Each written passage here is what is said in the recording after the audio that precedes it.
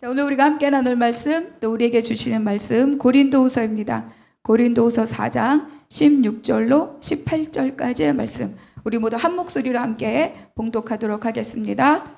그러므로 우리가 낙심하지 아니하노니 우리의 겉사람은 낡아지나 우리의 속사람은 날로 새로워지도다.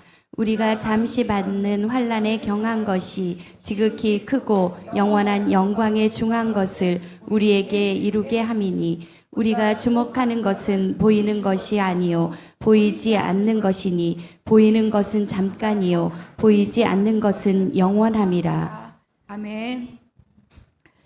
이제 지난주는 이제 박 목사님 오셔서 또 말씀 함께 나누어 주셨고, 우리가 그 전에 함께 나누었던 말씀을 짧게 한번 돌아보고자 합니다. 그때 재물에 관해서 말씀을 나눴죠. 불의한 재물로 친구를 사귀라.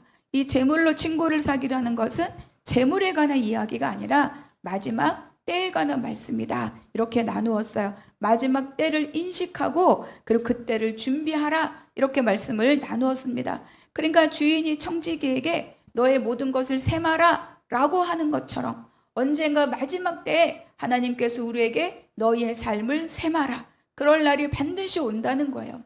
그때가 있음을 기억하고 그때가 있음을 인지하고 살아라. 그래서 그때가 있다는 것을 알 때 내가 재물을 쓰는 것이나 시간을 쓰는 것이나 모든 그런 현대 내가 삶에서 갖고 있는 것들을 쓰는 것이 그 가치와 목적과 방향이 달라진다는 거죠.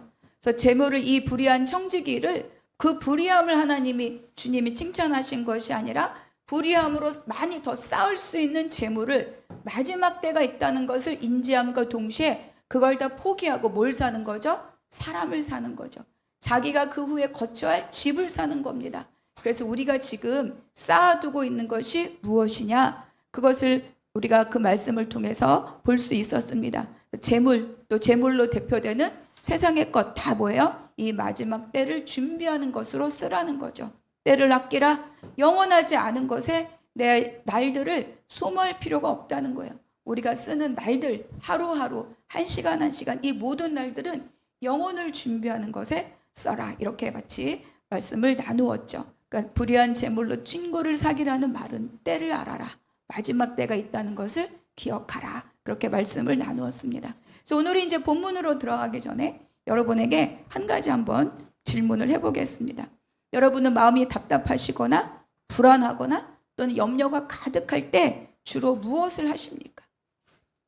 내가 그럴 때 어떤 행동을 내가 주로 행하고 있는가? 그런 것들 한번 생각해 보신 적이 있습니까? 사실 우리가 막 불안하다고 하는 건요, 뇌가 어떻게 인식을 하느냐? 위협이다, 생존에 도전이 왔다, 이렇게 위협으로 받아들이는 거예요. 그래서 방어 기제로 발동하는 모든 태도, 행동들이 바로 이 우리가 불안할 때 나타나는 습관적인 행동들입니다.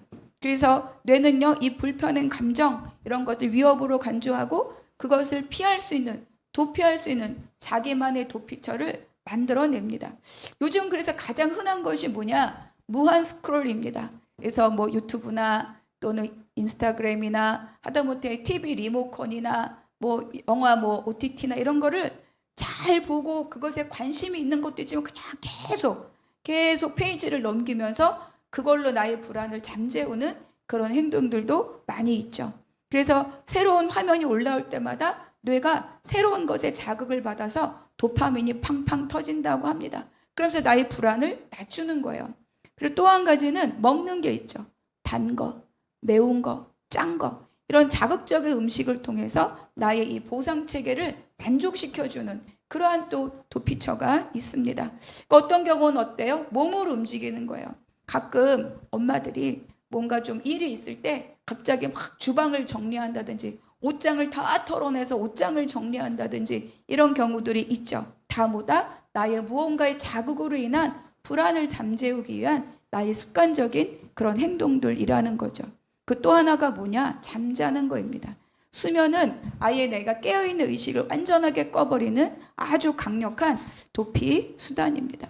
여러분 중에도 혹시 이런 습관적인 행동들이 있으십니까? 아니면 또 자녀들이 이런 행동을 주로 하는 그런 자녀들이 있는가? 그래서 이런 행동이 갑자기 더 많아진다면 이 사람이 불안하구나. 무언가 감당하기 버거운 염려가 있구나. 이런 마음으로 한번 돌이켜서 살펴주시기 바랍니다. 근데 이런 물리적인 도피처 말고도 심리적인 도피처가 있어요. 그건 뭐냐 하면 생각입니다. 그래서 뇌는 이 불안을 내가 어떻게든 해결하기 위해서 끊임없이 이 상황을 분석하고 해석하고 또 어떤 대안을 만들고 그것을 밤새 한다고 합니다. 그러면서 결과가 뭐냐? 최악의 시나리오를 만든대요. 가장 안 좋은 최악의 시나리오를 만들고 그것을 계속 시뮬레이션 한다고 합니다. 이렇게 하면 이렇게 하리라. 만약에 이렇게 반응이 오면 이렇게 하리라. 저렇게 반응이 오면 저렇게 하리라. 그리고 이제 자기만의 어떤 결론을 도출하죠. 그런데 이것은 뇌과학자가 말하기를 실제로 해결법이 아니라고 합니다. 그냥 마치 자기가 이 불안을 잠재우기 위해서 생각에 곱씹고 곱씹을 뿐, 그러다가 자기 생각의 늪에 빠져들 뿐 실제로는 아무것도 해결책이 나오지 않는 그런 형국이라고 하죠. 그런데 이제 분명한 것은 이러한 행동이 잠시 나의 어떤 불안이나 염려들을 잠재우는 잠깐의 도피처일 뿐, 이것이 과도해질 때 우리는 뭐라 그래요? 중독이다, 이렇게 말을 합니다.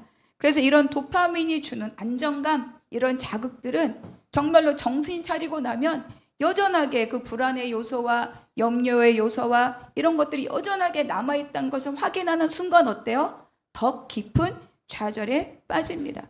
근데 뭐 이렇게 뭐 중독까지는 아니어도 우리도 가끔 그럴 때 있잖아요. 유튜브 그렇게 대단하게 신경 쓰지 않고 이렇게 페이지 넘기다 보면 두세 시간 훌쩍 가 있어요. 그리고 또 뭐 저는 게임 같은 걸 모르고 못하지만 게임하다가 날을 새는 경우들도 우리 조카들을 보면 아주 자주 많습니다. 제가 신학을 하기 전에 검정고시 학원에서 학생들을 가르친 적이 있어요. 한 2년 정도. 그런데 이제 그 중에 어떤 학생이 자기 이야기를 하는 거예요. 학교를 가다가, 물론 공부에 성실한 친구는 아니었죠. 학교를 가다가 게임방이 보여서 게임방에 들어가서 이제 등교하기 전에 잠깐 해야 되겠다. 그런데 부모님들이 막 찾으러 왔더래요. 아니 도대체 너가 여기서 뭐 하고 있느냐. 그리고 봤더니 3일이 지나 있었답니다. 3일. 학교와 집에서 난리가 난 거죠. 결과적으로 이 친구는 평상시에도 수업에 성실하지 않았기 때문에 결국 이 친구는 퇴학 처리가 됐어요. 그래서 제가 학생들을 가르치고 있던 그런 학원에 와 있었던 겁니다. 그러니까 우리가 무엇 때문이든 내가 상황을 직면하지 않고 회피하는 것은 어떤 것도 해결할 수 없는 것. 그리고 또 하나는 극단적인 경우는 우리의 삶을, 우리의 시간을, 우리의 마음을 망치게 되는 경우가 많이 있다는 거예요.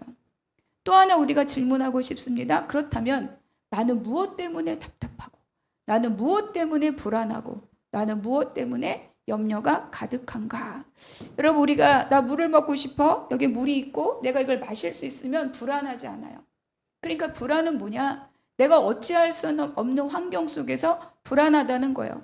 건강이나 자녀나 일터나 관계나 이런 모든 일들, 상황은 있는데 내가 어찌할 수 있는 게 없어. 자녀가 매일 잠만 자, 깨워도 보고 뭐 심리치료도 받아보고 했는데 도저히 해결이 안 돼. 그때 느끼는 게 뭐예요? 불안과 두려움이고 염려입니다.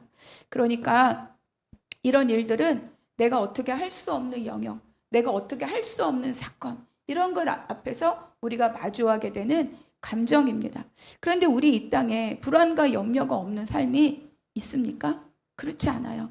누구나 다 불안을 마주하게 되고 염려를 마주하게 되고 두려움을 마주하게 됩니다. 그렇다면 믿는 우리들은 이런 환경 속에서 어떻게 살아야 하는가? 그리고 도대체 이런 일들은 어떤 이유로 이렇게 우리에게 불안과 두려움으로 늘 그런 것들을 마주할 수밖에 없는가? 이런 질문을 우리가 또 해볼 수 있습니다. 우리가 2년 전에 복음원리 12강이라는 세미나를 함께 했었는데 그때 뭐예요? 모든 우리가 겪고 당하는 모든 문제의 출발은 어디에 있다? 바로 선악과입니다. 하나님이 먹지 말라 한, 그러나 하나님의 창조 질서를 거스르고 하나님의 명령을 거스르고 먹지 말라, 네가 반드시 죽으리라. 그런데 그 말씀을 허투루 듣는 거죠. 그래서 마치 보암직, 탐스럼직, 지혜롭게 할 만큼 탐스러운, 마치 내가 하나님처럼 될 것 같은 그 유혹에 그 열매를 먹는 순간 우리는 모든 것을 잃어버리고 마는 거죠. 여러분, 우리는 원래 하나님 안에서 거하던 사람입니다. 하나님 안에서 화평했고 하나님 안에서 하나님의 대행자로 하나님이 만드신 만물들을 대행자로 다스리는 삶을 살았던 사람들이 원래 우리입니다. 그때는 화평했고 부요했고 안정적이었고 하나님과 함께 동산을 거시며 하나님의 빛 가운데 거하는 삶을 살았던 사람들이 원래 인간이라는 거예요. 그런데 그 선악과 사건 이후에 우리가 가지고 누렸던 모든 것들을 어때요? 다 잃어버리고 맙니다. 그러면서 그로부터 우리는 태생부터 불안과 염려를 안고 태어나고 살아가는 거죠. 그러니까 하나님과 함께 거했던 모든 충만함은 죄로 인해서 어때요? 다 우리로부터 떠나가는 거예요. 하나님의 임재가 떠나간 그 횡한 그 자리에 무엇이 찾아 들어옵니까? 두려움과 불안이 찾아오는 거죠. 그래서 그리고 또 악한 영들은 이 틈을 헤집고 들어와서 우리를 계속 유혹하고 미혹해 합니다. 그래서 사도 바울은 원래 우리가 어떠했으며 그 이후에 그 선악과 이후에 우리가 어떠했으며 예수 그리스도께서 우리를 어떻게 살리셨는지를 에베소서 2장에서 말씀하고 있습니다. 1절과 2절 같이 읽어볼게요. 시작. 그는 허물과 죄로 죽었던 너희를 살리셨도다. 그때 너희는 그 가운데서 행하여 이 세상 풍조를 따르고 공중의 권세 잡은 자를 따랐으니 곧 지금 불순종의 아들들 가운데서 역사하는 영이라. 그러니까 하나님을 모르는 사람들 사이에 역사하는 그 영들에 따라서 거기에 붙잡혀서 살던 존재이다. 3절에는 그래서 본질상 진노의 자녀였다. 이렇게 기록하고 있습니다. 그런데 예수 그리스도께서 하나님께서 예수 그리스도를 통하여 우리에게 어떻게 하셨는가? 4절과 5절 같이 읽어볼게요. 시작. 긍휼이 풍성하신 하나님이 우리를 사랑하신 그 큰 사랑을 위하여 허물로 죽은 우리를 그리스도와 함께 살리셨고 너희는 은혜로 구원을 받은 것이라. 이것이 우리가 로마서를 할 때 확증된 삶입니다. 확증된 삶. 예수 그리스도의 십자가를 통하여 그의 사랑이 우리에게 확증되었다. 우리가 연약할 때, 우리가 아직 죄인 되었을 때, 우리가 경건하지 않을 때 죽음으로 우리에 대한 사랑을 확증하셨다. 그것이 4절과 5절에서 말씀해 주고 있죠. 그러니까 하나님의 임재를 떠나서 불안과 두려움과 그리고 모든 악한 영들에 휘말려 살고 있는 그 저주스러운 삶의 고리를 끄는 것이 뭐라고요? 예수 그리스도의 십자가다. 이렇게 우리에게 말씀해 주고 이것이 바로 우리의 구원입니다. 자, 2장의 10절 다시 한번 함께 읽어볼게요. 시작. 우리는 그가 만드신 바라 그리스도 예수 안에서 선한 일을 위하여 지으심을 받은 자니 이 일은 하나님이 전에 예비하사 우리로 그 가운데서 행하게 하려 하심이니라. 원래 우리가 하나님의 손으로 지은 바 된 자들이었습니다. 근데 그 형상이 깨졌죠.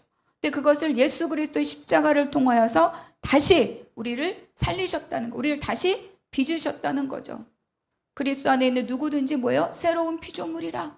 그렇게 말씀하지 않습니까? 근데 그게 뭐냐? 예수 그리스도 예수 안에서 선한 일을 위하여. 그러니까 하나님의 뜻을 행하는 그 선한 일을 위하는 것이 우리의 구원의 목적이라는 거예요. 그런데 우리가 이렇게 하나님의 지으심을 받은 자로서 그 목적대로서 살기 위해서 우리가 원래 하나님 안에서 하나님 동산 안에 거였던 것처럼 우리가 어떻게 살아야 돼요? 예수 안에서. 그리고 그리스도 안에서.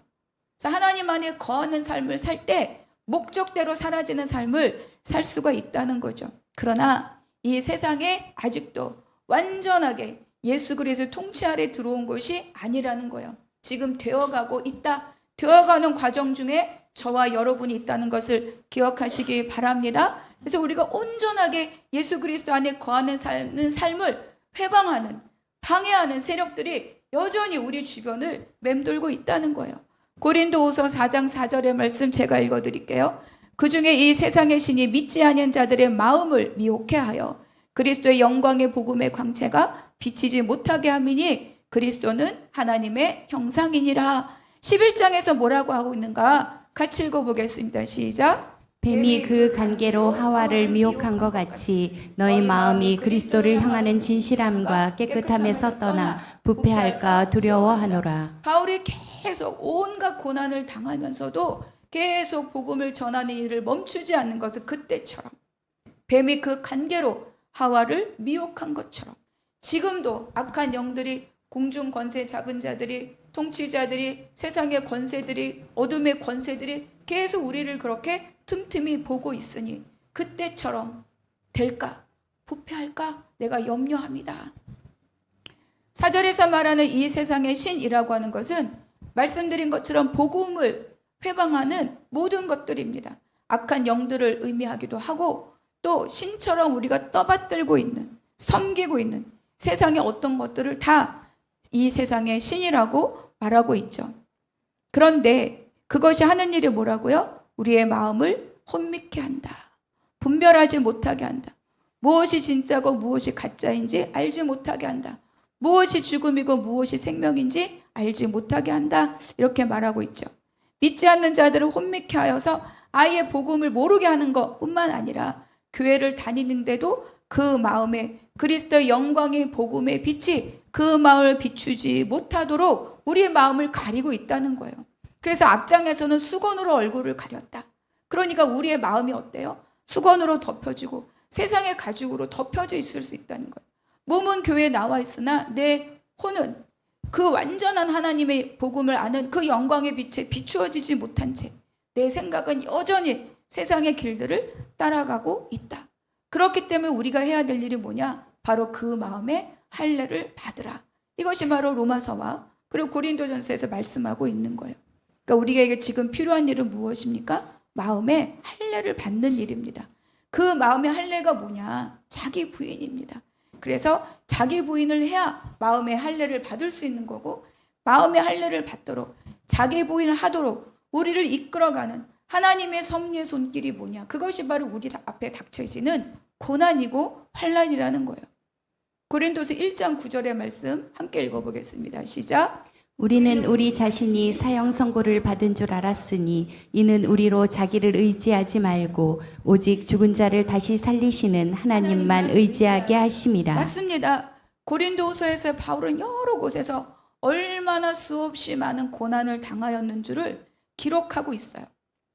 그런데 그 일은 바울을 낙심시키거나 좌절시키지 못했다는 거예요. 왜냐하면 그 모든 일들이 자기 자신을 의지하지 않고 온전히 하나님만을 더 의지하도록 이끌어주는 하나님의 섭리라는 것을 바울은 알고 있었기 때문이죠. 여러분, 우리가 무언가 스스로 해결할 길이 있을 때는 절박하게 하나님 앞에 매달리지 않습니다. 여러분, 저 다 마찬가지예요. 그러니까 우리의 힘이 끝자락에서 아무것도 할 수 없을 때, 그때 우리가 절박한 마음으로 하나님 앞에 나온다는 거죠. 이렇게 하면 해결될 것 같은데, 저렇게 하면 될 것 같은데 라는 생각 계속 있는 이상에는 우리는 그 일을 해결하고 그 일을 시도하고 그것으로 결과를 얻고자 하는 노력이 끝장나지 않는 한에는 계속 그 길을 따라가려고 하는 것이 바로 인간의 마음입니다. 우리가 피할 자리가 있을 때는 어때요? 바로 하나님 앞에 매달리지 않고 자기 길을 가고자 합니다. 그런데 바울이 어때요? 사형 선고를 받은 것처럼 그렇게 모든 환난과 고난의 끝자락까지 내몰려 있었다는 거죠. 4장 1절의 말씀 읽겠습니다. 그러므로 우리가 이 직분을 받아 긍휼하심을 입은 대로 낙심하지 아니하고. 그런데 바울은 낙심하지 않았다. 여기서 말하는 낙심은요, 어떤 목표를 달성하기 위한 동기를 잃어버리는 거예요. 그 일을 꼭 해야 될 이유를 잃어버리는 거죠. 그 일을 하도록 부름받은 자기의 정체성을 잃어버리는 상태를 말합니다. 이거 꼭 해야 되나? 가야 되나? 말아야 되나? 지속해야 되나? 그만둬야 되나? 일이든 사역이든 부르심이든 이런 갈등 가운데 놓여 있는 것을 낙심이라고 말합니다. 그런데 바울은 어때요? 낙심하지 않을 수 있었다. 그 이유가 뭐냐면 그 마음에 복음의 빛이 비추어졌기 때문이다. 6절 읽겠습니다. 어두운 데에 빛이 비치라 말씀하셨던 그 하나님께서 예수 그리스도 얼굴에 있는 하나님의 영광을 아는 빛을 우리 마음에 비추셨느니라. 우리가 매일 새벽 예배 시작할 때 빛이 있으라 인사하고 우리가 기도를 마치고도 빛이 있으라 인사합니다. 그 빛입니다. 그렇게 빛으로 모든 어둠을 물리치신 그 빛으로 이 땅에 오신 분입니다. 그래서 바울도 마찬가지죠. 마치 예수 믿는 형제들을 다 잡아오게 가두는 일이 자기의 사명인 줄 알고 다메섹으로 달려가다가 예수 그리스도의 영광의 빛을 만나는 거예요. 눈이 멀었다가 눈이 떠집니다. 그래서 예수 그리스도를 바르게 알게 되는 거죠. 그래서 빛으로 닫힌 눈을 열어주는 그 사건을 통해서 하나님의 영광의 빛, 곧 예수 그리스도를 아는 지식을 어때요? 열어주셨어요. 그래서 여러분, 우리의 마음에도 바로 이 말씀, 뭐라고 나오죠? 그리스도 얼굴에 있는 하나님의 영광을 아는 그 빛, 무엇이 빛이, 무엇이 생명인지 그것을 아는 그 빛이 그의 마음에 가득하였던 것처럼 저와 여러분의 마음에도 가득하기를 바랍니다. 그리스도 안에 있는 영광의 빛, 그 빛이 우리의 마음에 비추어질 때 내가 어디가, 내가 무엇이, 내가 왜 이런 것들로 가려져 있고 이런 것들로 내가 복음으로 알지 못하고 복음으로 살지 못하는 경우가 되고 있는가를 깨달아 알게 된다는 거예요. 이것 때문에 바울은 복음을 전하는 사도의 일에 헌신하였고, 그리고 그 일을 위하여 다른 이들의 종이 되기를 바울이 결정합니다. 저와 여러분에게 복음의 그리스도 영광의 빛을 아는 그 빛이 여러분에게, 저에게 가득하기를 바랍니다. 그것을 통하여서 우리의 염려와 근심과 불안과 낙심이 다 떠나가게 되기를 주님의 이름으로 축복합니다. 7절 읽어보겠습니다. 우리가 이 보배를 질그릇에 가졌으니 이는 심히 큰 능력은 하나님께 있고 우리에게 있지 아니함을 알게 하려 함이라. 그렇죠. 보배는 말할 것도 없고 복음이고 예수 그리스도이고 하나님의 영광을 아는, 예수 그리스도를 통해서 우리에게 주어진 하나님의 영광을 아는 빛입니다. 그런데 이렇게 귀한 것을 어디에 담았다? 질그릇에 담았다. 여러분, 우리 질그릇 딱 감이 오죠? 흙으로 토기로 이렇게 만든 거라 단단하지 않고 싸구려이고 쉽게 깨져요. 그런데 거기에 이 보배를 담았다는 겁니다. 그 안에 담긴 이 보배로 인해서, 질그릇은 가치가 없지만 질그릇 안에 담긴 이 보배로 인하여서 그 질그릇이 어때요? 존귀히 대우를 받는다는 거예요. 바울이 그렇습니다. 자기는 질그릇과 같다는 거예요. 그의 학문과 그의 가문과 그의 문벌과 그의 모든 바리새인됨과 그의 로마 시민권됨을 다 버렸는데 자기는 그래 질그릇처럼 사람들에게 손가락질도 안 하고 네가 무슨 사도냐 말하고 네가 할 수 있는 것이 뭐냐고 말하고 그러지만 그 안에 이 보배를 담았기 때문에 내가 하나님 앞에 어때요? 복음을 전하는 자로서 어떤 고난과 환난이 있어도 낙심하지 않고 무너지지 않고 할 수 있었다고 말하고 있는 겁니다. 결국 우리를 변화시키는 것은 무엇입니까? 여기에 나타난 대로 뭐예요? 하나님의 큰 능력입니다. 그것은 그냥 힘이 세다가 아니라 예수 그리스도를 죽이고 살리고 승천케 하시고 하나님 보좌 우편에 앉게 하신 그 하나님의 큰 능력, 그 능력이 우리 안에 있다는 것을 오늘 우리에게도 말씀해 주고 있습니다. 그래서 어떻다고요? 8절, 9절, 10절에 이렇게 말합니다. 사방으로 우겨싸임을 당한다. 답답한 일을 당한다. 박해를 받는다. 거꾸러뜨림을 당한다. 여러분, 말할 수 없는 환난과 말할 수 없는 핍박과 목숨을 조여두는 그런 일들이 바울을 계속 뒤쫓아 다녔다는 거예요.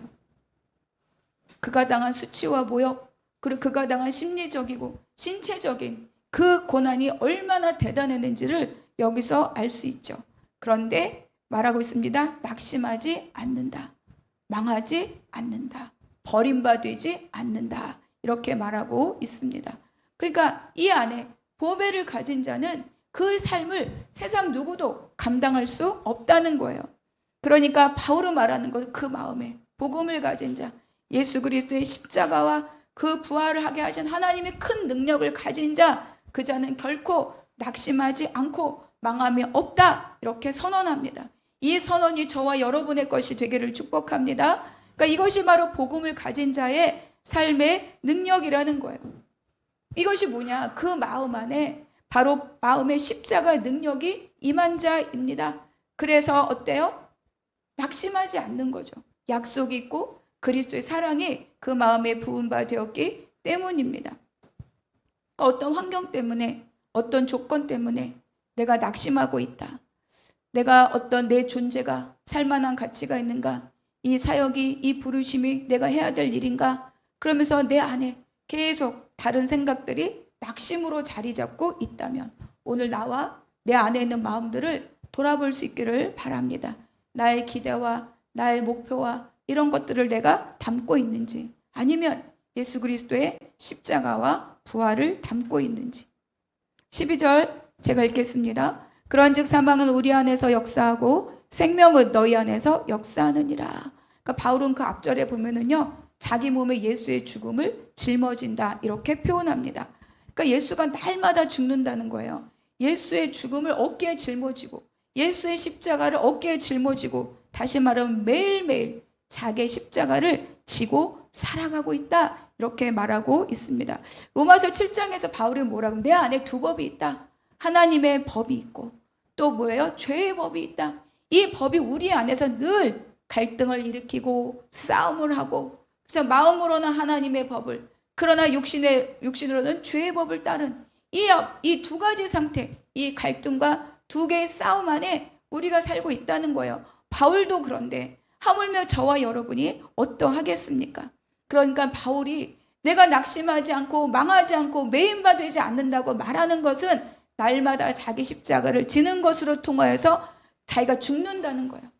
내가 죽어서 그걸 통하여 무엇이 드러난다? 예수의 생명이 드러난다 이렇게 말씀하고 있는 거죠. 바울은 무엇으로 죽겠습니까? 자기가 예전에 가졌던 율법적인 생각들, 자기의 의들, 자기가 경험한 것들, 가말레엘 문화에서 배웠던 율법적인 판단들, 정죄들, 그거가 다 어때요? 죽는다는 거예요. 그래서 바울을 통해서 예수 그리스도의 생명이 너희들에게, 고린도 교회에게, 지금 이 말씀을 다시 읽고 묵상하는 저와 여러분에게 생명으로 나타날 줄로 믿습니다. 그래서 우리가 지금 살아가는 내 환경들 가운데서 내가 날마다 분명하게 지고 가야 될 십자가가 있습니다. 자연의 문제든 또 뭐 건강의 문제든 관계의 문제든 무엇 사역의 문제든 사명의 문제든, 여러분 그 십자가를 피하지 말고 회피하지 말고 여러분 기도하면서 저와 함께 지고 갈 수 있는 여러분과 제가 되기를 바랍니다. 그래서 13절 같이 읽어볼게요. 기록된 바 내가 믿었으므로 말하였다 한 것 같이 우리가 같은 믿음의 마음을 가졌으니 우리도 믿었으므로 또한 말하노라. 여러분 이게 너무 중요해요. 내가 믿었으므로 말한다는 거예요. 여러분 여기서 믿었다는 것은 그래 예수 그리스도가 오셨고 십자가에 달려 돌아가셨고 우리 죄사함 받았고 우리는 그래서 의인이 되었고 죽으면 천국 간대, 이런 믿음이 아닙니다. 이 믿음은요, 내가 자기가 주어진 환경 속에서 날마다 십자가를 지고 가면서 경험하고 삶으로 체득된 믿음입니다. 머리로 하는 믿음이 아니라 삶으로 살아낸 그 믿음을 여기서 이렇게 고백하고 있습니다. 그러니까 날마다 십자가를 지는 사람이 아니면 할 수 없는 고백이죠. 내가 십자가를 지었더니, 내가 내 십자가를 지었더니 하나님이 앞서가시는구나. 내가 내 십자가를 지었더니 하나님이 열어가시는구나. 내가 내 십자가를 지었더니 나의 짐을 가져가시고 예수 그리스도의 가벼운 짐만 주시는구나. 내가 십자가를 지셨더니 결국 우리의 모든 즐거움을 가져가시고 원래 우리가 누리고 살았던 부여와 감사와 희락을 우리에게 주시는구나. 그 말씀을 내가 십자가를 지어서 따라감으로 경험되고 체득되고 확신케 되는 그 믿음으로 내가 너에게 말하고 있다. 이렇게 고백하고 있습니다. 우리가 삶으로 믿었다. 머리로 믿은 것이 아니라, 입으로 믿은 것이 아니라 내가 삶으로 믿었고 그것으로 인하여 내 삶을 통하여 증거되었기에 내가 이 복음을, 내가 하나님의 큰 능력을 내가 너희에게 전한다. 이렇게 말하고 있습니다. 여러분 십자가를 지지 않으면 절대로 알 수 없는 믿음의 진짜 모습입니다. 좋을 때는 십자가를 말하지만 고난이 오고 어려우고 힘겨울 때는 그것보단 다른 곳으로, 조금 더 좋은 곳으로, 조금 더 여유로운 곳으로, 조금 더 편안한 곳으로 외면하고 회피하는 그런 것으로는 알 수 없는 믿음의 진수를 지금 바울이 우리에게 가르쳐주고 있어요. 그래서 여러분 날마다 자기 십자가를 지기 위해서 할 일이 뭐냐? 기도해야 됩니다.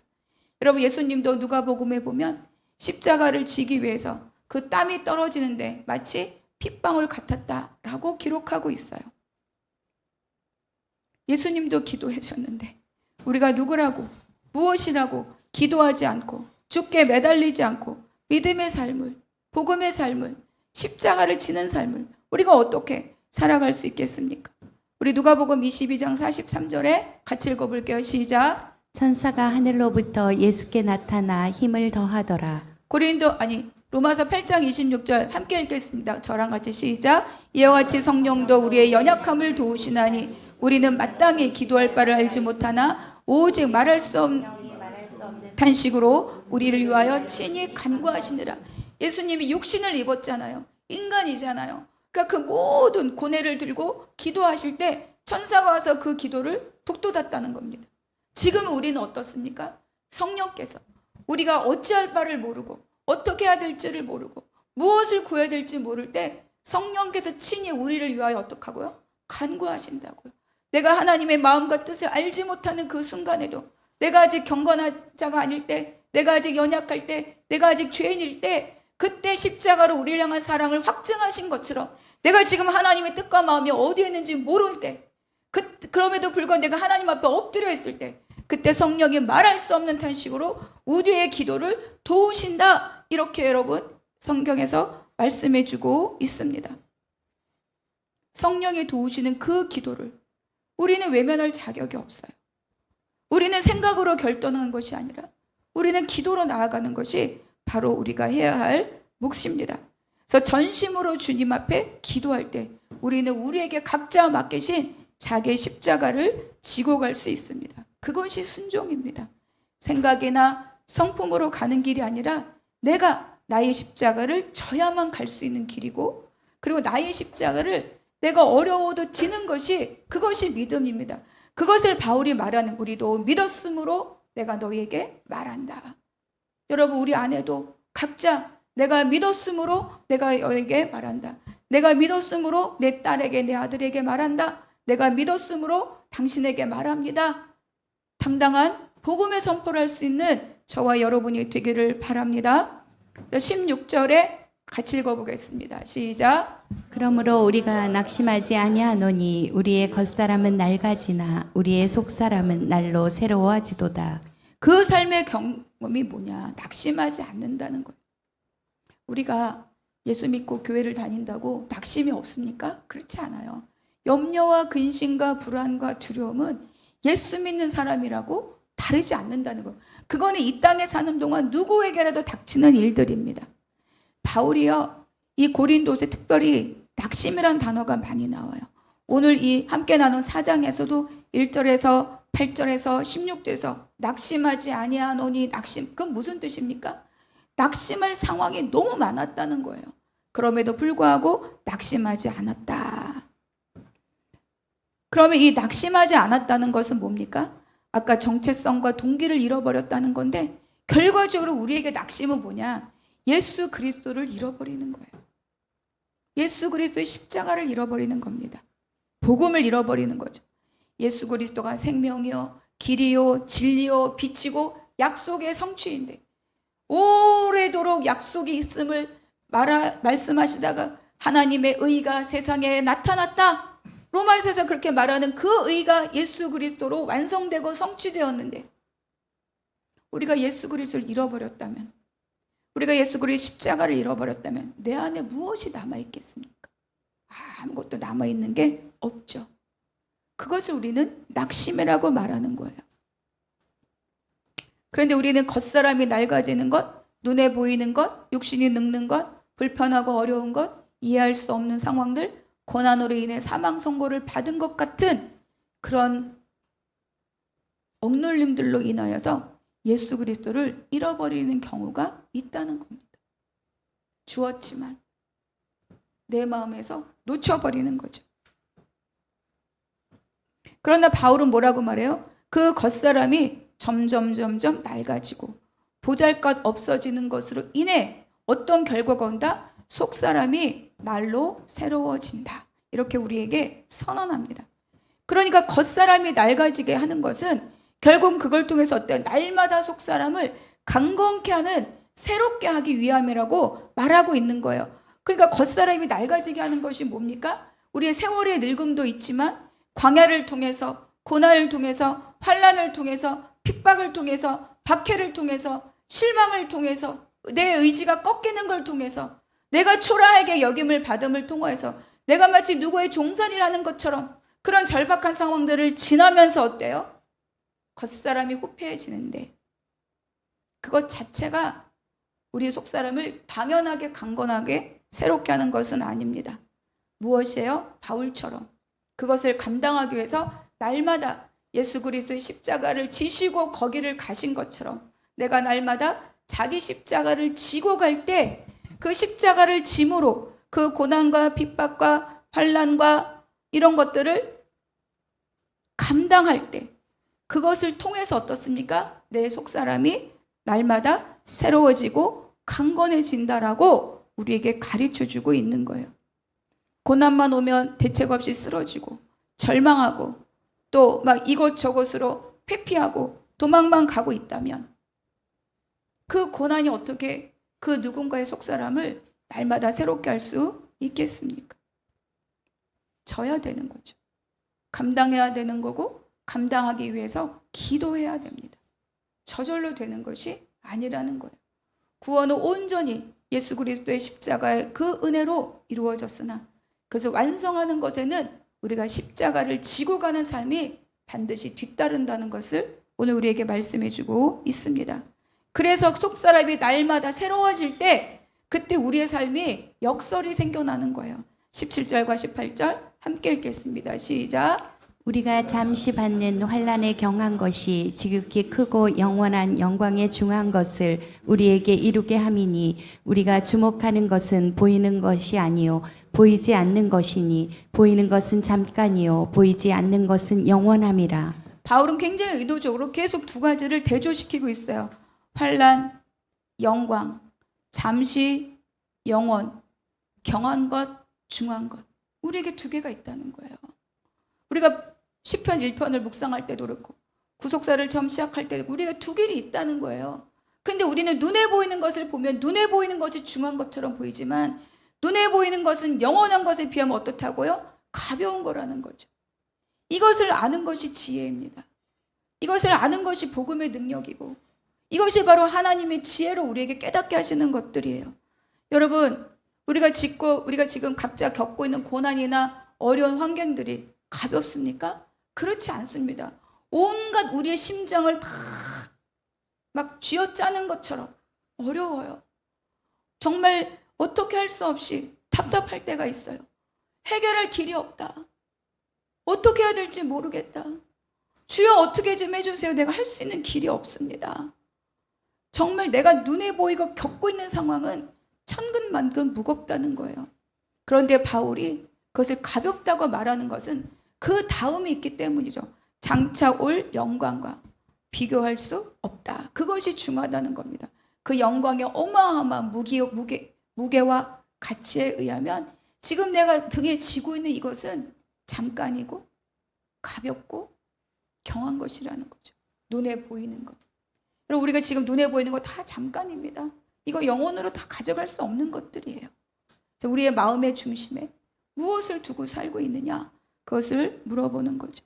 우리가 자꾸 낙심하는 이유는 뭐냐? 눈에 보이는 것에 주목하고 있기 때문입니다. 눈에 보이는 불편함, 눈에 보이는 환난, 눈에 보이는 질병, 눈에 보이는 통장 잔고, 눈에 보이는 상황, 눈에 불편하게 보이는 사람, 이런 것. 근데 여러분, 그것은 뭐라고 말합니까? 잠깐이고 경한 것이다. 이렇게 말씀하고 있죠. 그러나 내가 눈에 보이지 않으나, 눈에 보이지 않는 그 하나님의 나라는 어떻습니까? 영원하다. 그러니까 저와 여러분이 지금 하루하루를 살아가는 과정 가운데 나타나는 그 환난은 영원한 것이 아니라는 거예요. 그래서 앞으로 있을 지극히 크고 영광을 빚어내기 위한 하나님의 손길이라는 것을 기억하시고 그 마음에 낙심을 버리고 담대함을 다시 한번 새기시기를 바랍니다. 그래서 보이는 것으로 내 안식처를 삼지 말라는 거죠. 오히려 그 환난을 통하여서, 고난을 통하여서 우리에게 영원한 영광으로 빚으시는 하나님을 주목할 수 있는 저와 여러분이 되기를 바랍니다. 우리 갈라디아서 2장 20절의 말씀 함께 읽겠습니다. 시작. 내가 그리스도와 함께 십자가에 못 박혔나니 그런즉 이제는 내가 사는 것이 아니요 오직 내 안에 그리스도께서 사시는 것이라. 이제 내가 육체 가운데 사는 것은 나를 사랑하사 나를 위하여 자기 자신을 버리신 하나님의 아들을 믿는 믿음 안에서 사는 것이라. 내가 십자가에 못 박혔다는 겁니다. 옛 자아가 못 박혔다. 경험과 생각으로 만들어진 자아가 못 박혔다. 이것이 바로 예수 그리스도의 십자가와의 연합입니다. 그것을 로마서 6장에서 뭐라 그래요? 세례라고 말하는 거예요. 내가 십자가에 못 박혔다. 우리가 출애굽기를 공부할 때도 홍해에 들어갔다 나오잖아요. 홍해에 들어갈 때 내가 죽는 거죠. 홍해를 나와서 광야길을 시작할 때 뭐예요? 내가 죽고 예수 그리스도 사는 것을 결단하는 거예요. 그것이 자기 부인이다. 말씀에서 배웠습니다. 그것이 말씀으로만 있는 게 아니라 나의 삶에서 어때요? 날마다 이루어지는 것. 그것이 우리가 구원을 이루어가는 삶입니다. 그런데 멍 때리고 있을 때 우리를 흔드는 게 뭐예요? 정신 차려. 너는 구원을 이루는 자야. 이미 구원받았고 구원을 이루어가는 자고, 자기 십자가를 질 때 예수 그리스도 그것과 함께하고 계시다. 그것을 말해주는 것이 우리에게 오는 고난이고 환난이라는 거예요. 그래서 하나님 없이 내가 스스로 왕이 되고자 하는 그 옛자가 죽고 우리 안에는 새 언약으로 하나님의 약속이 주어졌다는 거죠. 그런데 내가 날마다 나의 십자가를 지지 않으면 이 말씀은 어때요? 생명력이 없어요. 내가 살아내야 생명력이 있는 겁니다. 내가 십자가를 질 때 이 말이 삶이 되고 능력이 되는 거죠. 제가 이 말씀을 몇 주 전에 본문으로 정하면서 그런 거를 발견했어요. 기도를 하다 보니, 또 어떤 상황들에 대해서 내가 주님께 간구하다 보니, 그럴 때 내가 묻다 보니, 내 안에 깊은 낙심이 있었구나. 낙심이 있구나. 그것이 나를 어느 지점에서 그 임계점을 넘어가지 못하도록 다시 발목을 붙들고 다시 발목을 붙들고, 맞습니다 하나님, 하지만 그래도 이건 아니지 않습니까? 라고 주저앉게 하고, 가볼게요 하지만 굳이 가고 싶지 않습니다로 주저앉게 하고. 여러분, 기도의 능력은요, 그 안에 있는 나와 예수 그리스도 십자가의 관계를 확인하는 게 기도입니다.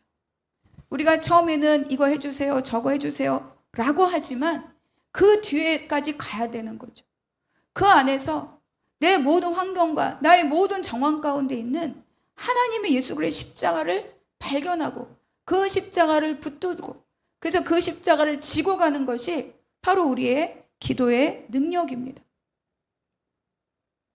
그것이 예수 그리스도 십자가로 내가 못 박혔다 말할 수 있는 거죠.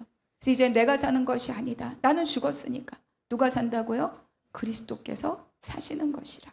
이것이 복음의 삶입니다. 근데 이거를 어떻게 알 수 있어요? 우리가 이걸 어떻게 배워가요? 우리가 이걸 어떻게 훈련해요?